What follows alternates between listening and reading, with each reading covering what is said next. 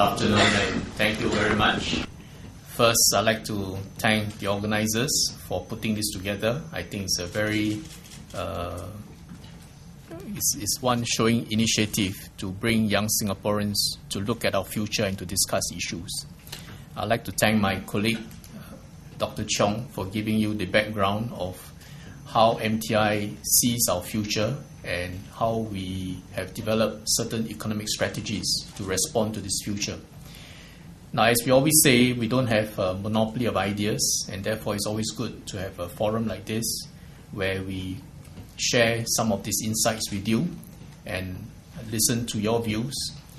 Whenever we look at the past and we look at the future, different people will put different emphasis and different priorities to the analysis that they have, and therefore their views may differ.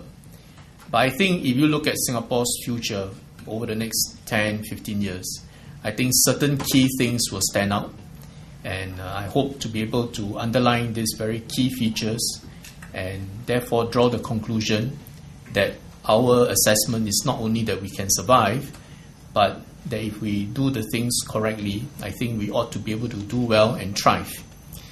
Now, when you look at the external environment, I think you have heard this many times before. The conditions have changed and are changing. For me, personally, the big change is when we turn the decade after 1990. Before 1990, we were growing, but we had less competition because China was still opening up after 1979, and India is still really is under state socialism. But after 1990, to me that is the very important milestone, because the Berlin Wall collapsed. China, I think, opened up after Deng Xiaoping went down to South China, 1989. Manmohan Singh started the reforms in India. So to me, 1990 is really the big change. And once you have that change, you're talking about no longer East versus West. You're talking about a globalized world.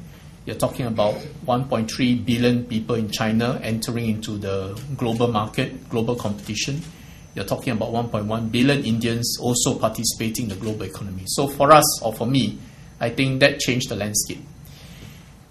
Now, we had 20 good years after 1990. Going forward, I see again another very significant change after the great recession of the last 2 years. First, I think the G3 economy will slow down, and that will affect us because quite a large part of our economy is tied to the G3 economy. There's going to be a great but gradual deleveraging, so credit will be tighter, conditions will be not as bullish as in the roaring decade of the 2000s, where credit was easy, a lot of leverage, the markets globally were doing extremely well. Going forward, you will get more competition from China and from India. So, as you do your SWOT analysis, I think you look at all these conditions and you feel fairly threatened. But of course, the flip side is the opportunities. The growth is now shifted to Asia. We are in the middle of Asia. Within ASEAN, we are getting ourselves more integrated. And within Singapore, I think the conditions have improved and we are getting better and better. First, in terms of our infrastructure, in terms of our education, in terms of our continued education for our workers, in terms of our resources, our financial resources, our budget, our competitiveness in many areas. We have also successfully diversified our economy since 1998 and since 2000.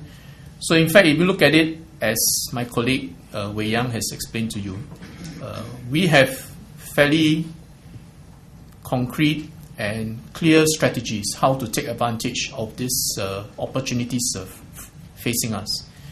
So I hope that through your questions and your comments later on, we can lock horns and have a greater understanding of the situation facing us over the next 10 years and how viable and how effective will be our strategies in dealing with these changing conditions.